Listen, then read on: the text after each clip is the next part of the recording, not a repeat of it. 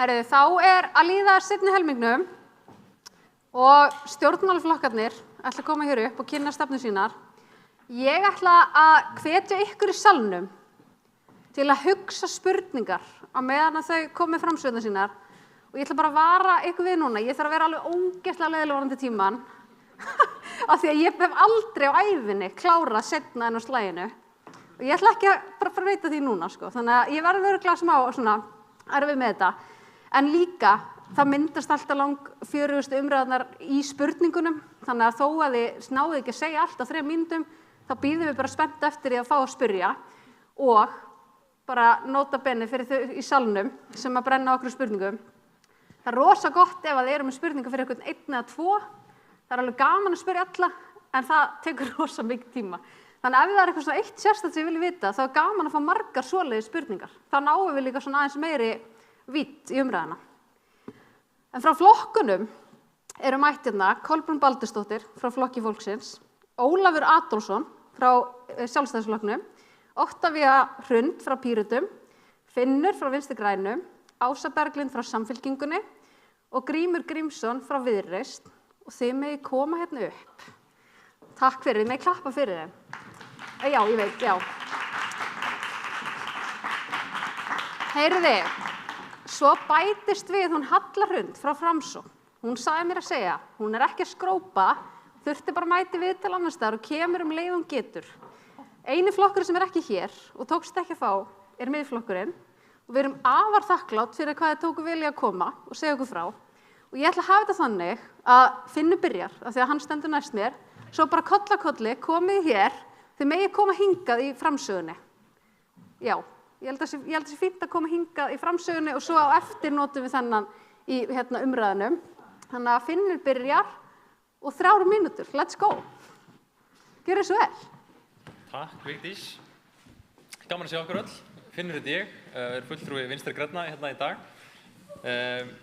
Ég sjálfur grænkeri, búinn að vera grænkeri núna í að vera 5 ár. Það einmitt vegna herferðarsamtaka grænkera á Íslandi í janúar 2021 sem ég gerist grænkeri.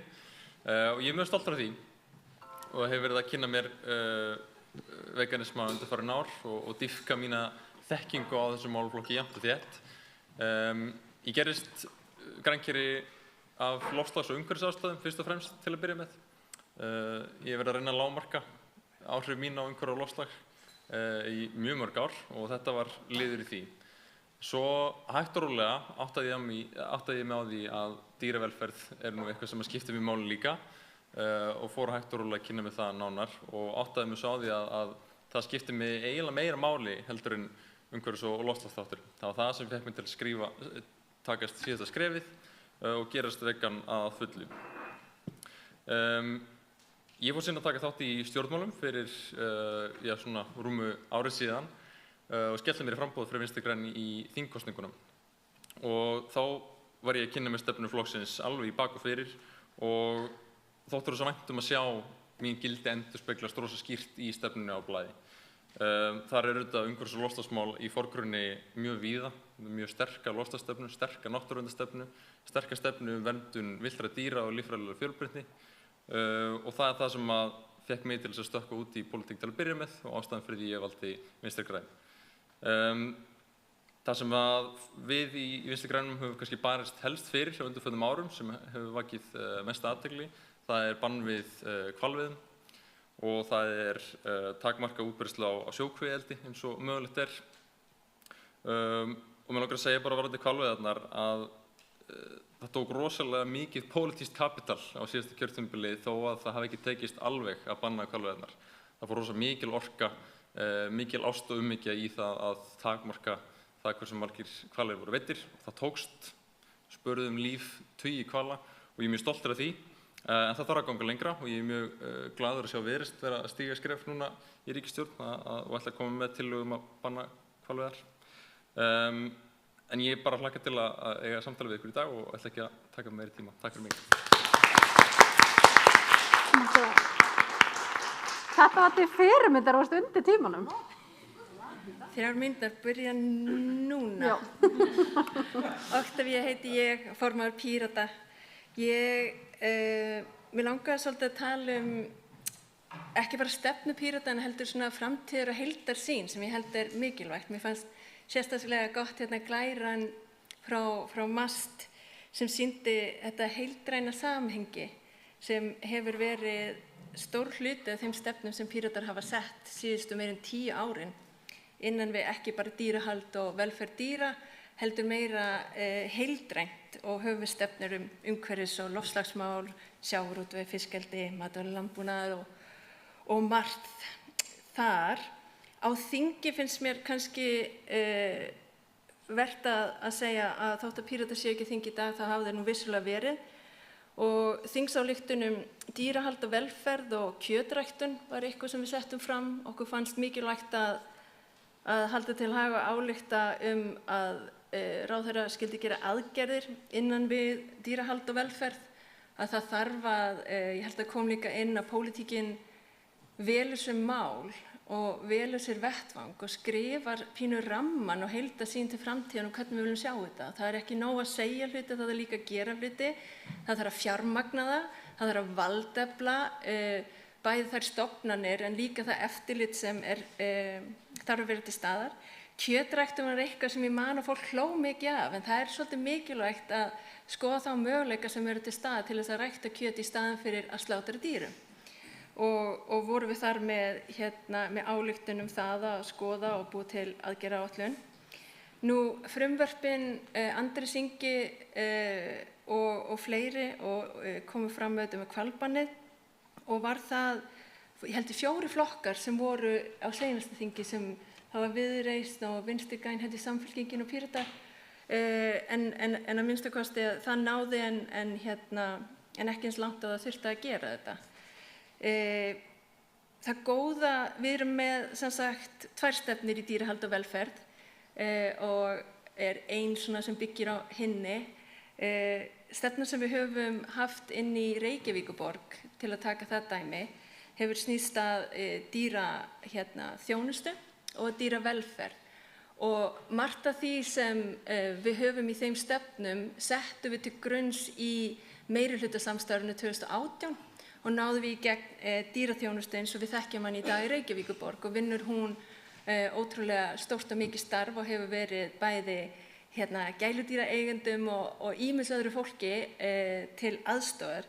Það er svo skemmtilegt að geta hort upp á hugsjón, hugmynd, framtíðarsýn, vera veruleika. Og ég seti í heilbrigðisnefnd sem þetta kemur að dýraþjónustunni, hvað þetta öflugt, finnst mér ein af þeim hlutum sem ég vildi leggja áherslu á. Nú, ábyrgðarkeðja, það skiptir ótrúlega miklu máli, ég held að öll erindin í dag hafa talað það.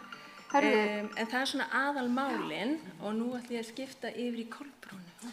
Vel gert. Takk fyrir.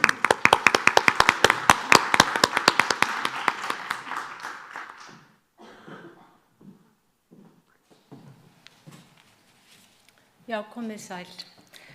Ég heiti Kolbrún og í Flokki fólksins og ég held að Flokkur fólksins hafi nú verið bara svona, ég held með virðingu fyrir öllum öðrum flokkum, sá flokkur sem hefur beitt sig hvað mest í þessum málaflokki, velferð dýra. Það eru þetta hryssurnar og hundamálið okkar, frumvarpið leyfi, hundaleyfið og gæludýraleyfið í fjölbýlishúsum og síðan núna nýleg skýrsla aðbúnað svína. Og það eru sem dýrin, börnin og þeir sem minna mega sín svolítið kjarninn í Flokki fólksins. En ég eiginlega bara miður mín yfir þessu ástandi sem við búum við hér á landi og varðandi bara aðbúnað og velferð margra dýrategunda og við höfum alltaf talað hestana áður en nú það svínin. Ég hef nýlega fengið þessa skýrslu eftir að hafa beðið úttekt á svínabúum og hún bara mjög sláandi. Og það sem þetta slærir mig mest að það stofnun sem á að hafa eftirlit og hefur úrræði en okkur finnst í mínu flokki þau úrræði bara alls ekki vera nógu vel nýtt og ég alveg með rauða spurningum til MAST sem ég hef því miður ekki tíma til þess að fara hér yfir. En hér erum við samt að tala að það eins og með svínabúin, ætla að fá að vísa í þá skýrslu að aðeins 1 svínabú uppfyllir reglugerð og hinar hafa meira og minna fengið undanþágur og halaklippingar eru sem dæmi ólöglegar en Síðan eru veittifrestur og undanþágur og það er eitt af því sem við veltum fyrir okkur á hverju. Og síðasta sem ég vissi að það er ekki einu sinni víst að Matvælastofnun hafi heimild til að veita þessar undanþágur. Það var verið að spyrja lögfræðingur okkar í flokknum og var að spyrja lögfræðing MAST í dag og það kom ekki skýr svör. Þannig að það er svona margt sem þarf að skoða í þessu efni. Og hvernig aðbúnaður svínana eins og kom réttilega fram hjá Þóru, að þetta eru mjög vel gefin og greind dýr sem að þurfa að hafa eitthvað fyrir stamni. Þetta eru ungviði eins og grísir og það skulle ekki vera hægt að setja meira af hálmi og leikföngum, bara birki og aðrar svona trjágreinar inn í stíðurnar til þess að hafi eitthvað við að vera og geti leikið sér eins og Danmörk gerir sem dæmi. Þar er fordæmi þar, en þetta er samt ekki gert. Og síðan er kvartað yfir að það kosti að gera aðbúnaði betur og það er eins og alltaf finnst okkur tekið tillit til þess að jú, þarna er verið að rækta og þarna er verið að hugsa fjárhaginn og framleiða sem mest og það er mín persónulega skoðun að það er einhvern veginn alltaf á kostnað velferð dýranna þar sem verið er að huga að fyrirtækjunum og viðskiptunum. Þannig að það er svo einkennilegt með okkar þjóð að við skulum, eins og við erum nú vel sett þjóð, að við skulum ekki geta gert betur í þessu málum og leyfa þeim dýrum meðan þau lifa að lifa áhyggjulaust og sársaukalausu lífi og við tala nú ekki að aflífunar aðferðirnar séu þannig úr garði gerðar að það valdi ekki sársauka og ótta. En ég get tala í marga klukkutíma og við óska þess að við hefum komið þetta.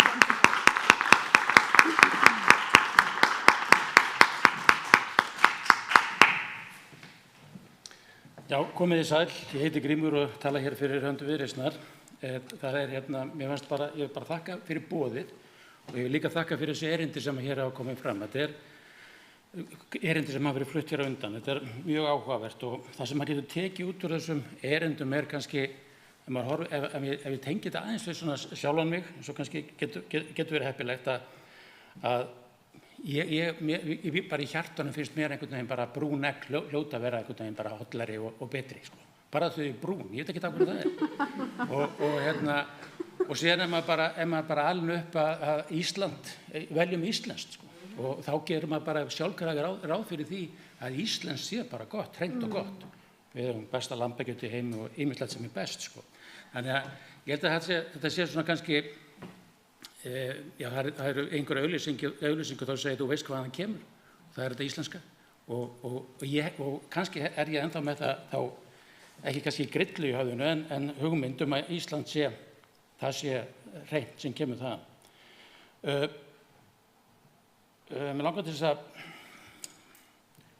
sko það er auðvitað þannig að þegar maður kemur á svona ráðstefnu og maður fær svona erindi og jafnvel umræðuna að þá vekur það okkur náttúrulega oft upp til umhugsunar það sem er hér til umræðu og sem skiptir máli. Og ég úr stefnu Viðreisnar þá viljum við styðja við fjölbreytni nýsköpun og kynslóðaskipti í landbúnaði.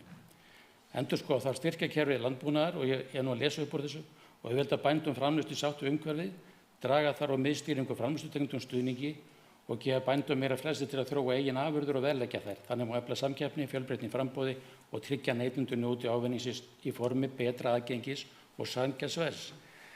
Það er nefnilega þannig, sko, það sem ég hugsaði allavega þegar ég var að hlusta á okkur á þann að það ég hugsaði sko að dýravelferð og matvælaöryggi og hollur matur, kannski er þetta allt í einni púlli, en kannski ekki. Það er áhugavert hvort við erum að ganga út frá því að sé dýravelferð, uppfylla dýravelferðina, eða erum við að ganga út frá því að við séum með holla vöru til manneldis. Það kannski fer ekki alltaf saman. Þess vegna segi ég að það er mikilvægt að það sé skýrt að dýravelferð er ekki og má ekki aðskilja frá matvælaframleiðslu. Og öfugt. Það er sem sagt að dýravelferð, ef við ætlum að framleiða mat til neyslu hér á landi, þá þarf dýravelferð að vera í hávegum höfð. Svo er það kannski eitthvað sem maður getur kannski sagt og maður reynir nú að vera bara heiðarlegur, að það er auðvitað þannig að mér finnst blasa við að svo lengi sem dýraafurða sé neitt að þá mun það fylgja eitthvað álag á dýr. En við þurfum að reyna að draga úr því eins og mögulegt er. Og það er verkefni okkar að tryggja þau fara eins vel það ef einhver kostur er í búinn. Já. Já, hérna, já. Má fá að mínu lífur. Takk fyrir. Takk fyrir.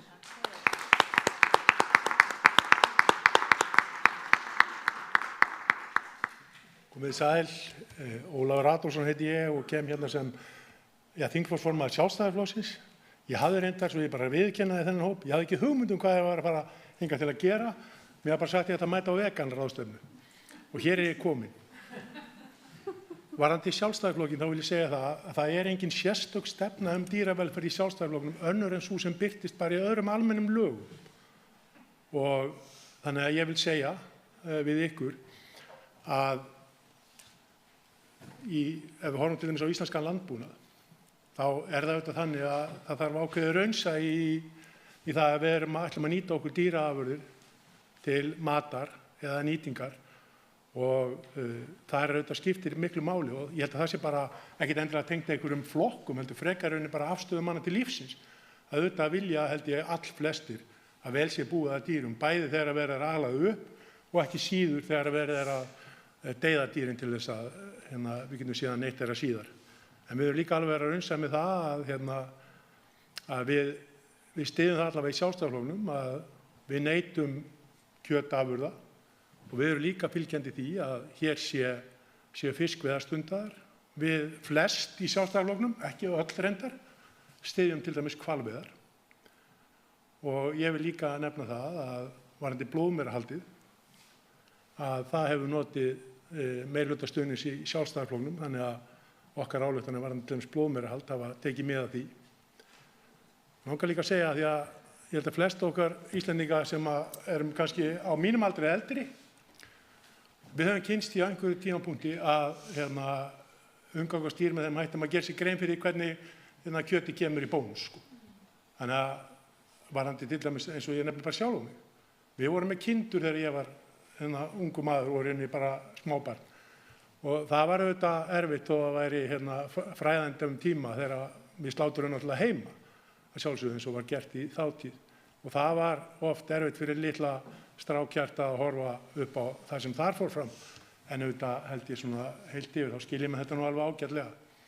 Varðandi fiskeldi þá vil ég líka nefna það að það eru auðvitað ekki fallega myndir sem hafa birst hér til dæmis af vandræðanum varðandi lúsina og við erum auðvitað á því að auðvitað á að reyna að ganga þannig hlutina að við þurfum ekki að horfa upp á svona. Og það er auðvitað löggjafans og eftirlitsaðilans að passa upp á það að þessu, menn mandi sig eins og þeir mögulega geta. Og ef það tekst ekki, eða menn gera vísvitandi eitthvað annað, þá verði refsing. Og refsingin á auðvitað felast þá í því að menn fái hvorki að halda dýr eða vera í rækt. Svo ég bara nefni það. Annars hlakka ég til að eiga spurningar eða samtalið ykkur eftir ég gera það fyrir að þið viljið bauna kannski aðeins á okkur, eða ekki.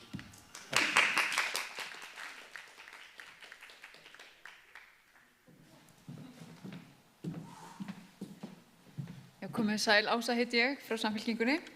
Takk fyrir að standa fyrir þessum viðburði. Ég tek undir með grími að þetta er bara mjög gagnlegt fyrir okkur að fá svona góða innsýn og bara hrósa samtökum grænkera fyrir að stuðla að því að við fáum meiri þekkingu á þessu sviði. En í Samfylking er breið fylking jafnaðarfólks og innan þess hóps rúmast alls konar skoðanir. Sumir eru mjög fyrir það að efla dýravelferð og aðrir kannski ekki eins uppteknir að því. En í okkar stefnu sem var síðast uppfærð á landsfundi flokksins undir lok síðasta vetrar, þar segir eftirfarandi: Samfylkingin vill að mótuð verði markviss stefna dýravelferð á Íslandi og skert verði á eftirliti og reglum bættan aðbúnað og meðferð dýra. Við viljum gæta að réttindum dýra og veita umráðamönnum þeirra ráðgjöf og fræðslu dýravelferð og þær lögbundnu skyldur sem fylgja dýrahaldi. Vernda þarf heimkynni villtra dýra þannig að líffræðilegum fjölbreytileika sé ekki ógnað og meta áhrif loftslagsbreytinga á vistkerfi íslenskrar náttúru. Eins og heyrið þá er þetta nú svona nokkuð almennt, en ýmsir þingmenn Samfylkingarinnar hafa sterka skoðun á þessu og ég er ein þeirra. En svo má minna á líka að síðast þegar Samfylkingin var við völd, þá ásamt Vinstri grænum, var löggjöf dýravelferð uppfærð. Og síðan er hins vegar orðin meir en áratugur og þrátt fyrir að framfaraskref hafi verið tekið í tíð Vinstristjórnar árið 2013, er ótal margt sem viðkemur aðbúnaði dýra sem þyrfti að fara betur eins og við erum búin að sjá hér til dæmis að fylgja betur eftir þessum lögum. En svo má ekki glemma fiskeldinu, en það sú grein þauðeldi sem hefur vaxið mest á Íslandi undanfarin ár og Samfylkingin með sérstakan kafla í sinni stefnu í fiskeldi efnið og voru frjóar umræður á síðasta landsfundi þetta mál. En innan flokksins bæði fólk sem vill að þessi atvinnugrein fái að vera eins og hún og fólk sem vill banna sjókvíldi í opnum kvíum. En stefnan segir, Samfylkingin vill styrkja umgjörð fiskeldis á Íslandi, setja atvinnugreininni skýra ramma og auka eftirlit með henni, taka verða festu á slysasleppingum fiskeldi og tryggja að atvinnugreinin uppfylli ströngustu umhverfiskröfur svo hún geti starfað í sátt við náttúru, lífríki og samfélag. Gangi það ekki eftir atvinnugreininni sjálf hætt. Þannig að stefna þarna nú talsvert skýr. En ríkisstjórnin nú að endurskoða lög lagareldi og mun ég koma að þeirri vinnu sem nefndamaður í umhverfis- og samgöngunefnd vonandi. En í lokin má svo nefna að samkvæmt stefnu Samfylkingarinnar ætti að banna hvalveiðar með lagasetningu frá Alþingi og eftir því sem ég best veit hefur það einnig verið vilji ráðherra málaflokksins. Þannig að við bíðum bara spennt eftir að fá fram einhver lög það. Takk fyrir.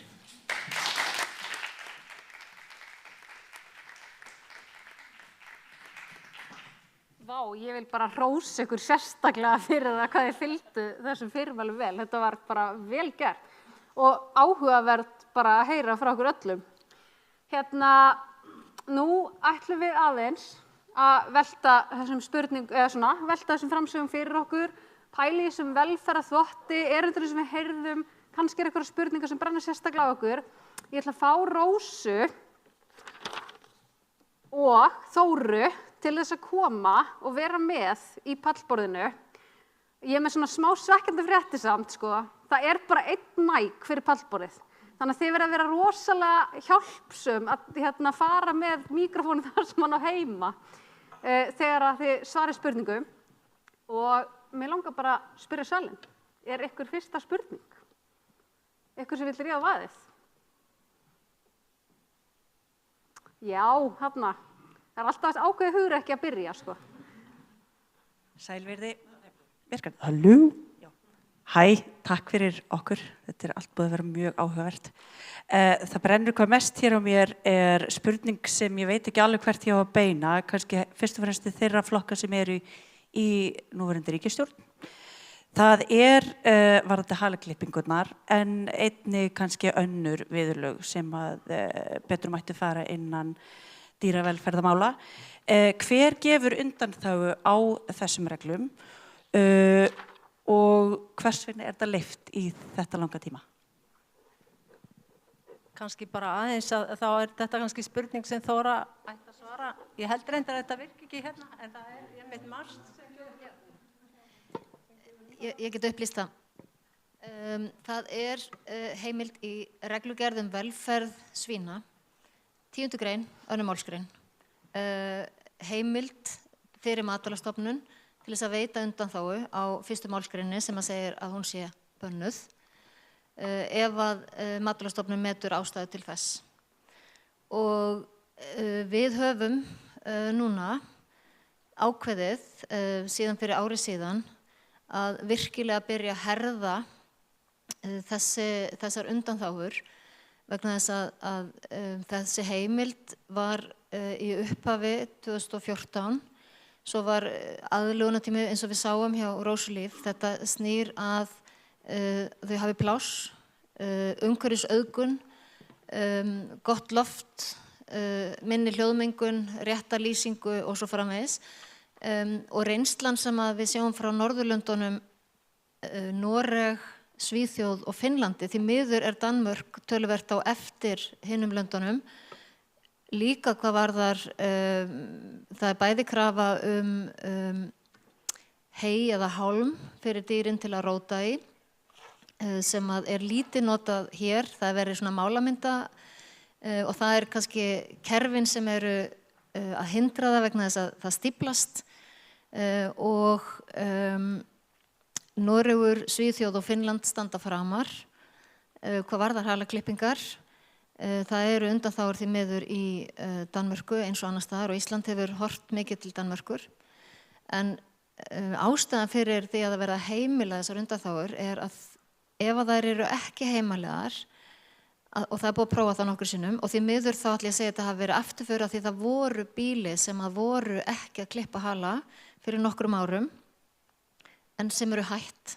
Og núna á öllum gildubúum leyft sem undanþága að klippa hala vegna þess að þeir hafa verið að prófa og það hefur þá endað í halabiti sem er miklu stærra og verra velferðamál. Og við getum ekki leyft okkur það að láta dýrin líða meira og þess vegna hefur þessu undanþága verið leyfð. En við höfum byrjað að herða skrúuna, þar að segja, núna staðan fyrir að fá eins og var undanþága sem að bara rúllaði. Núna þurfa bændur, það þarf að sækja það árlega, þeir þurfa að segja við nýja undanþágu umsókn hvað þeir hafa gert til þess að bæta úr aðbúnaði og umhirðu. Það búið að skikka þá sem að framkvæma halaklippingarnar á námskeið sem búið að viðurkenna og það núna búið að fylgja því eftir að enginn klippir halan nema hafa farið uppfyllt þessi skilyrði námskeið. Þannig við viljum sjá hverju ári eitthvað sem þeir gera til þess að bæta. Og þetta áherslan í allri Evrópu. Ég hef búin að sitja á nokkra fundi þar sem að Evrópuríkin eru virkilega að reyna að leggja þetta.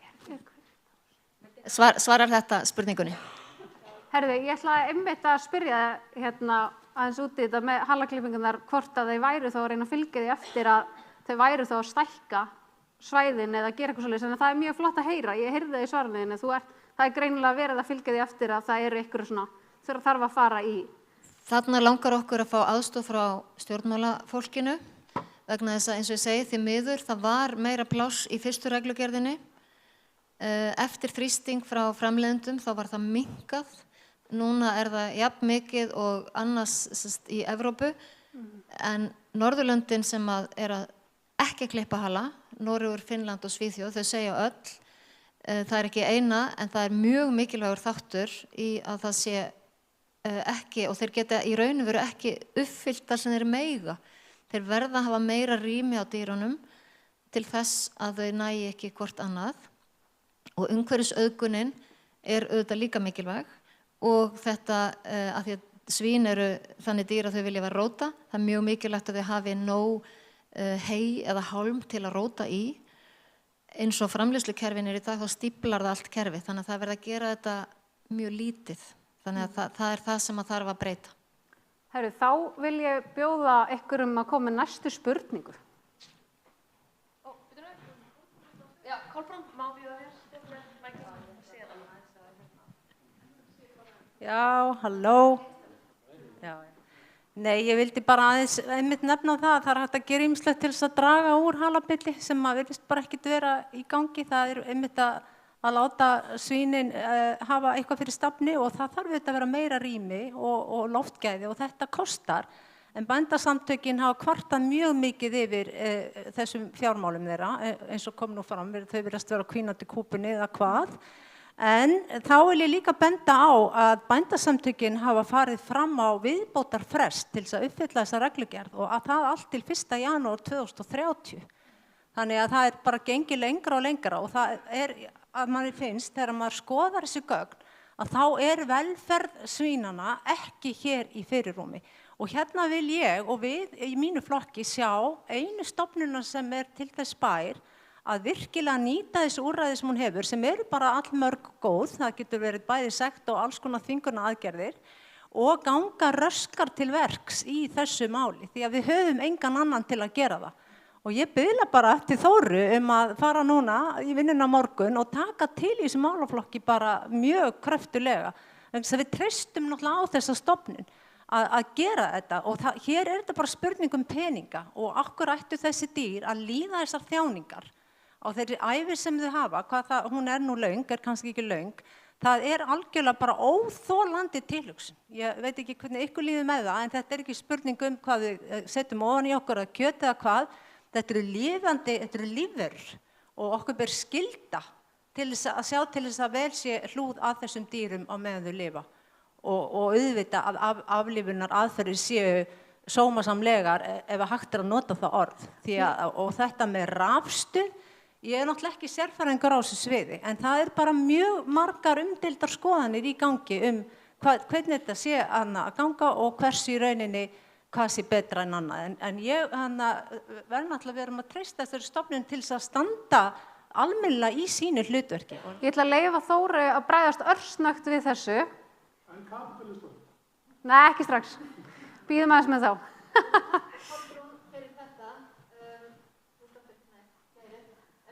Þetta var akkurat þess vegna. Ég tók við starfi fyrir rúmu ári síðan. Þetta var eitt af fyrstu verkefnunum sem ég setti á blað að þetta ætluðum að herfa og bæta. Og þess vegna hófum við undirbúning að því að breyttu og þú getur séð það sem sagt það komið umsóknareyðublað, það verður búið að finna þetta námskeið, það búið að votta að þeir standist kröfurnar og það búið að þvinga framleiðendur til þess að sækja á hverju ári og við hverja nýju umsókn fyrir að segja hvað gerðu til þess að bæta og minnka líkur á þurfa að koma á. Frábært. Eitt af mínum fyrstu verkum sem yfirlæknir var að taka á þessum málaflokk til þess að nýta það heimildir sem við höfum. Herru, þá það næsta spurning og mér langar að biðja salinn að kynna sig. Það alltaf skemmtilega að vita hvað fólk heitir þegar að biðja fram spurningar. Já, Anna heiti ég. Vá, heyrðist rosa hátt í mér. Nú vinn ég í loftslagsmálum, þannig að ég ætla að taka 2 spurningar. Ein svolítið loftslagstengd. Mig langar að spyrja Ólaf. Vildir fá að kapitalismen fengi að tala. Teljið þið að skiptingu styrkja eða stuðningskerfi ríkisins bara almennt sé réttlátt milli annars vegar kjöt- og dýraframleiðslu og hins vegar grænmetis- og plönturæktar? Sér í lagi þá í ljósi markmiðum loftslagsaðgerðir, lýðheilsu og sjálfbærni og vissulega dýranna. Og ef svo hyggist þið þá endurskoða þessa forgangsröðun. Og mér langar á meðan ég með mikrofóninn taka eina í viðbót, þannig að þú verður að muna þetta. Ég ætla að beina henni til Finns. Teljið þið hjá Vinstri grænum að núverandi lög og eftirlit með dýravelferð á Íslandi tryggi raunverulega velferð dýra eða þessi þörf á sterkar ábyrgð þegar kemur að framleiðsluháttum, vottun og upplýsingagjöf til neytenda? Takk. Auðvitað byrjar kapitalistinn. Ef ég ekki spurningum rétt, ég væri að tala samanburð á dýrahaldi versus að rækta.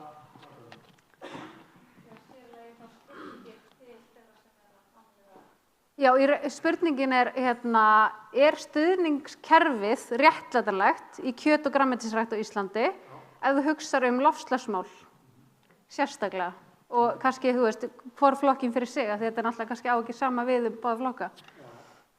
Ég held að ef við værum að horfa til aðgerða fyrir loftslagsmálum og værum að velta fyrir okkur hvað væri skynsamlegt að gera það, þá held ég að sé alveg rétt að það sé þá skynsamlegt að velja verkefni þannig að það skilur sem bestum árangur fyrir loftslag. Það getur með að svæli í sér ef við séum ekki að styrkja einhverja ákveðna framleiðslu en það má líka benda á það, við erum að hugsa það líka að vera sjálfbær. Þannig að við getum verið okkur næg matvæli, hvort þetta eru grænmeti eða kjötmeti eða annað. Og það getur líka að spila inn í þessi styrkjum. En ég hef svo sem, og eins og kannski margir aðrir, það er verið að pæla sig í gegnum hvernig þessum loftslagsmálum háttað hér á Íslandi og það bara áskurð. Einlega fylgjast með og ég getur nefnt bara eins og varandi lúlúsjöfni sem ég gerir ákveðið ekki.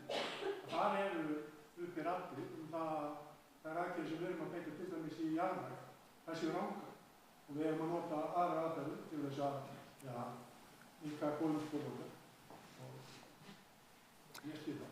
Herriði, þá ætla ég að gefa Finn, ég get náttúrulega ekki gefið honum mikrofónin en ég gefa honum orðið og þið gefið honum mikrofónin og það var varðandi eftirlit og lög, hvort að það væri nægilega skilvirkt dýravelferð á Íslandi eins og sakir standa, kannski sérstaklega væri gaman til dæmis og myndi reflekta eins, leiði mér enskusletta, á hvalveiðirnar og þú veist, maður skildi aldrei almennilega hvað fór úrskeiðis þar að því að lögin eru skýr, en já, kannski segir okkur þess frá þessu. Já, takk og takk fyrir spurninguna, Anna Vilda. Við Vinstri grænum erum náttúrulega róttækur vinstriflokkur og við erum ekki hræddir að framdóttið í hörku við peningöflin og þetta er gaman að heyra Sjálfstæðisflokkin segja að þau vilja draga úr fjárframlögum til landbúnaðar á opinberum vettvangi fyrir utan þennan sal, þarf að segja.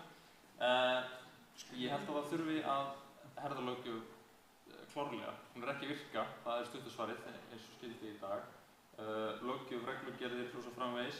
En ég held að sé jafnvel mikilvægara eins og Þóra kom inn á áðan að við setjum peningana á réttan stað. Við erum að verja 14,4 að 2020 voru 14,4 milljarðar sem fóru í ríkisstuðning til landbúnaðar.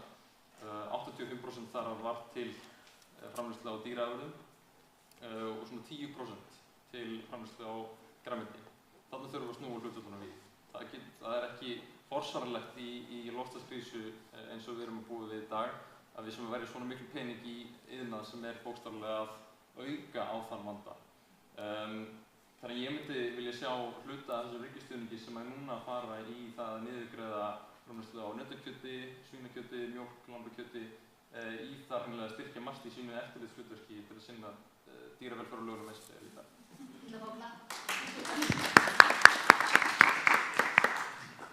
Mér langar að varpa einni já og nei spurningu á okkur.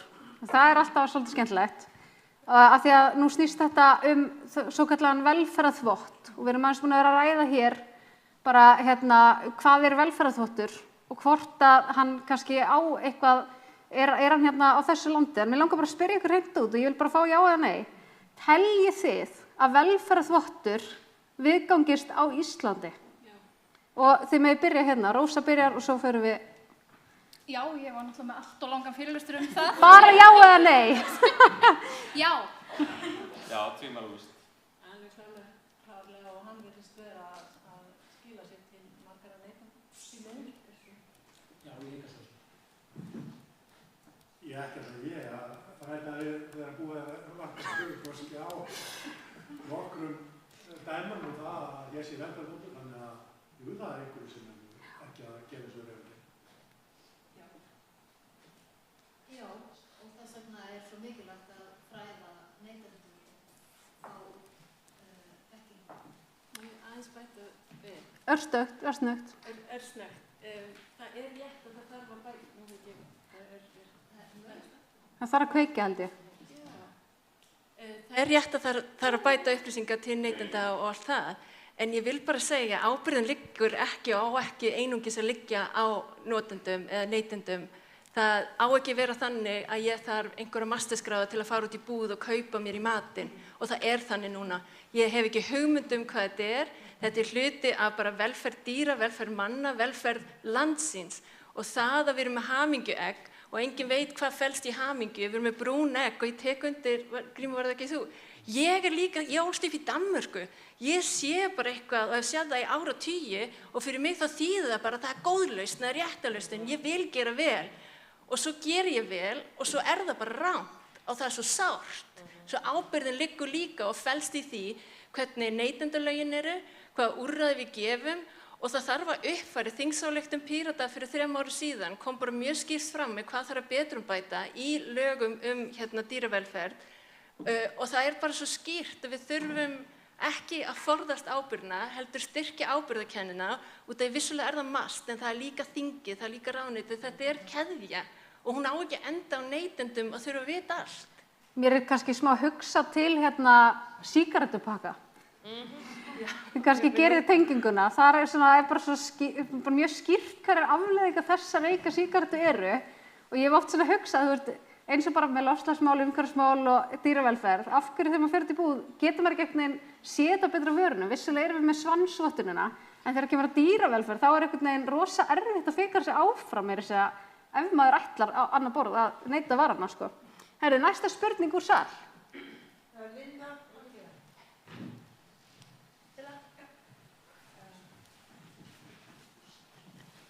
Þetta virkar, já. Hæ, afsakið, ég gleymdi að kynna mig áðan. Ég Sigurlaug sem sagt. Fyrirgefið en ég ætla að fara aðeins aftur tilbaka í svínamálin af því að mér finnst þetta bara ótrúlega aðtöguvert mál. Bara til þess að líka gera það skýrt, þetta varðar ekki bara halaklippingar, það bara slæm almenn meðferð á svínum. Það eru legusára á giltum og það plássleysi, þau eru skítug, þau eru veik. Þau fá ekki aðgengi utandýra, aldrei, alla sína ævi, þrengslin eru gífurleg, svo halaklippingarnar eru hræðilegar en það allt hitt líka. svo að það eru mjög mjög margar undanþágur og þetta alveglegt mál, sérstaklega í lagi þess að nú fyrir 3 árum síðan þá birtist grein í Heimildinni sem varðar greiðslu í styrki til úrbóta hjá svínabúum. Þau eru að fá mikið fé til úrbóta. Ég vil vita hversu mikið fé eru þau að fá til úrbóta, hvernig eru þetta fé, almannafé okkar, hvernig það nýtt til úrbóta og hvers vegna erum við að sjá að ástæða þeirra til að gera ekki úrbætur eru vegna peningaleysis, þegar þau eru í sjálfu sér að fá styrki til þess. Hvert fer þá þessi peningur, hversu mikið hann og af hverju ekkert gert? Þetta væntanlega spurning til Þóru.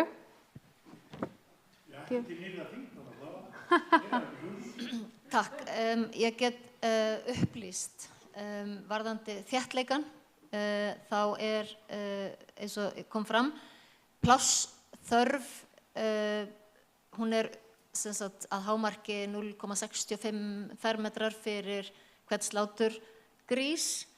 Það er búið að fara á öll svínabú, það eru, ég held að hafi verið öll nema ein stíga sem ekki uppfyllti þessi skilyrði. Þannig að almennt eru þau að fá plássið sem að reglugerðin heimilar þau.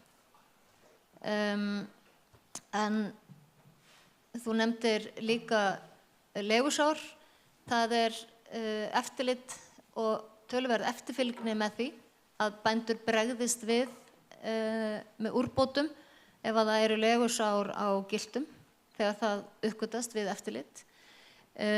Lausaganga, ég veit ekki hvort þið munið eftir fyrir nokkrum árum þegar það var mikil umfjöllun einmitt giltubú og svín og básar. Sú herferð sem við fórum í þá og birtum skýrslu slæmt ástand, hún hafði töluverð áhrif.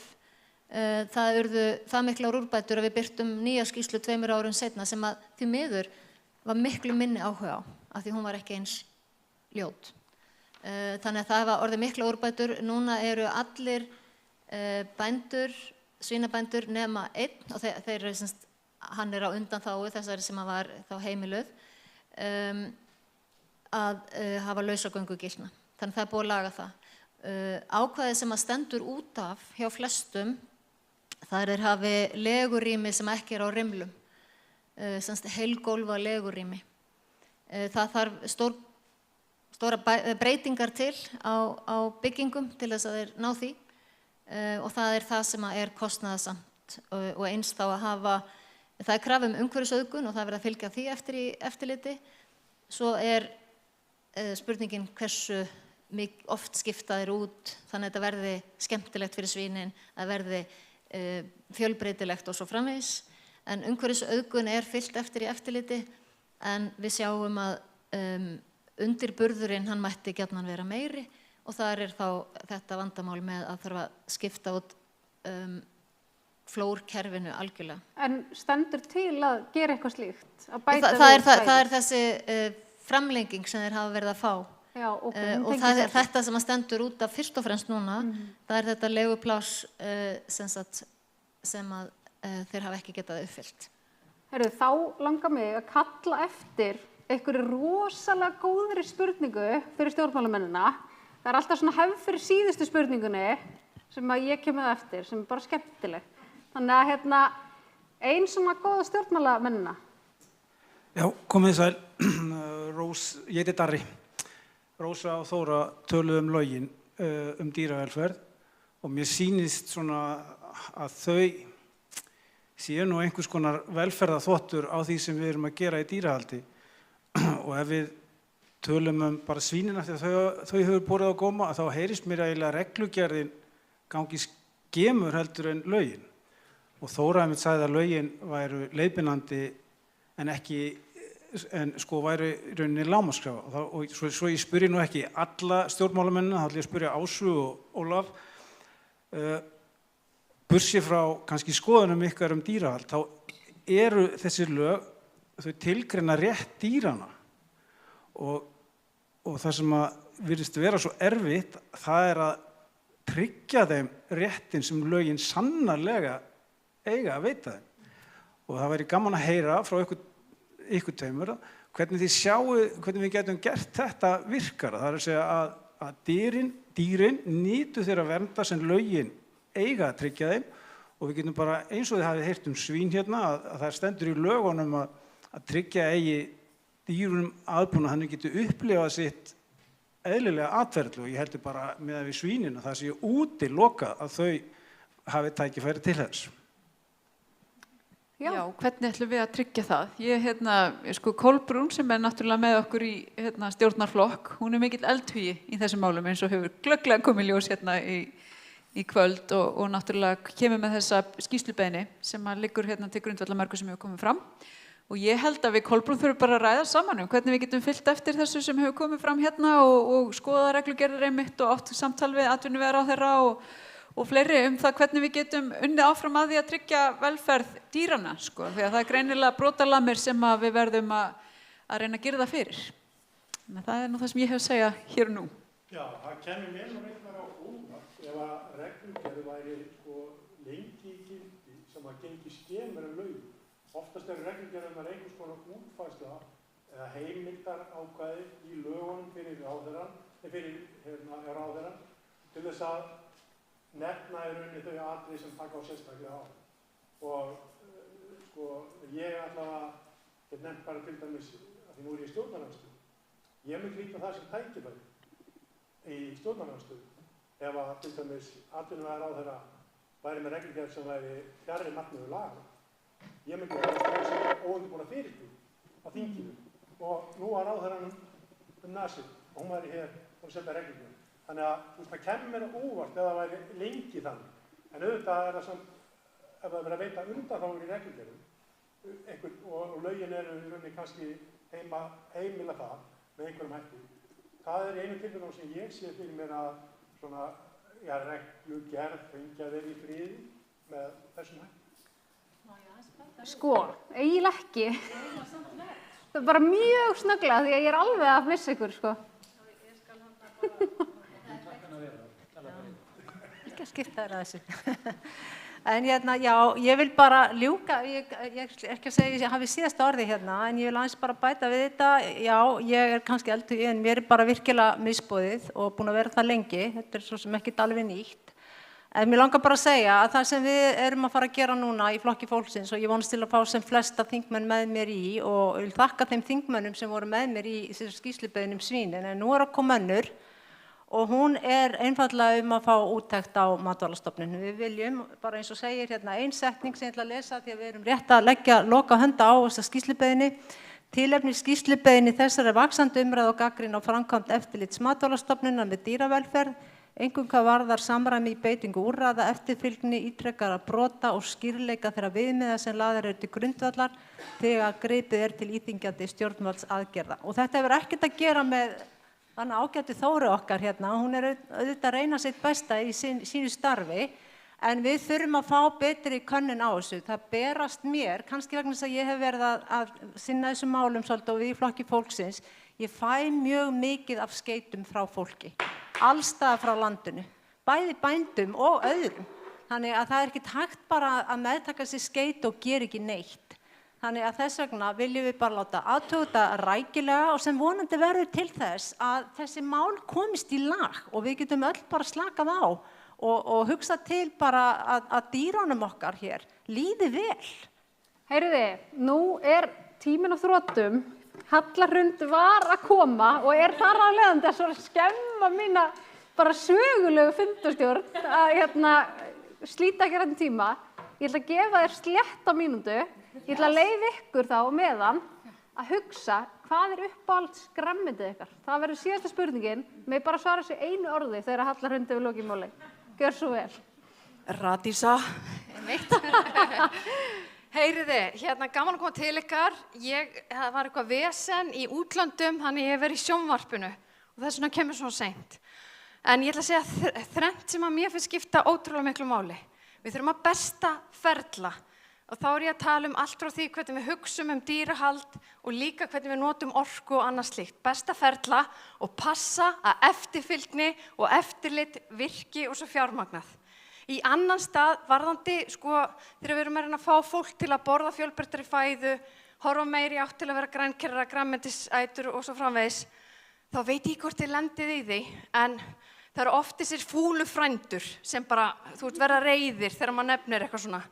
Og þá mín nálgun dálítið svo að reyna bara að fá fólk til að borða fjölbreyttara smá saman, hafa 1 dag í viku eitthvað, auka aðeins fjölbreyttina og ég held að ef við vinnum það þannig, þá fáum við massan með okkur og þá verða áhrifin miklu meiri á styttri tíma.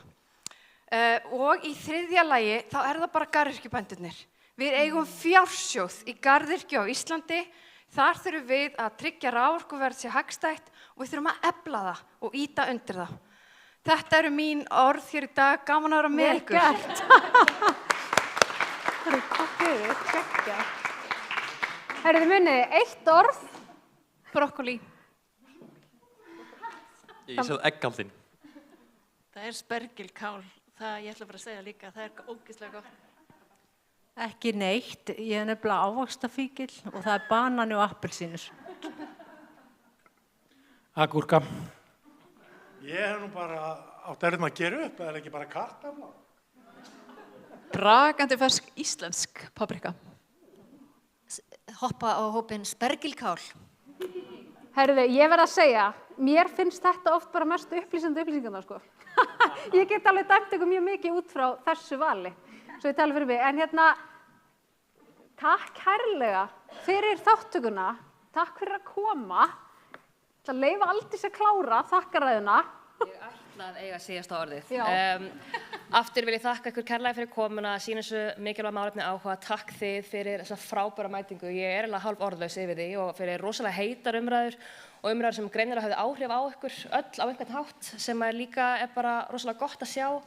Ég vil minna aftur á að þetta sem sagt samstarf milli STÍ og SGÍ. Við erum virkilega mikið að berjast fyrir hagsmunum dýra ef það fór fram hjá einhverjum og við gerum það af því að við erum öll alin uppi það ef við eigum að vera góð við dýrin. Þannig að það sem mig langaði að senda ykkur heim með spurningin, ef að við horfum svona mikið til lægsta samnefnara okkar á Norðurlöndum hvað velferð dýra, gætum við ekki hugsað okkur að vera hæsti samnefnarinn á Norðurlöndum og jafnvel lengra og þið eru stjórnmálafólk, þið hafið rosalega mikla rödd og rosalega mikil völd, þið getið verið hávær ef þið hafið áhuga á. Takk kærlega fyrir komuna og við sjáum ykkur vonandi hérna aftur á árliðinu ef ekki fyrr.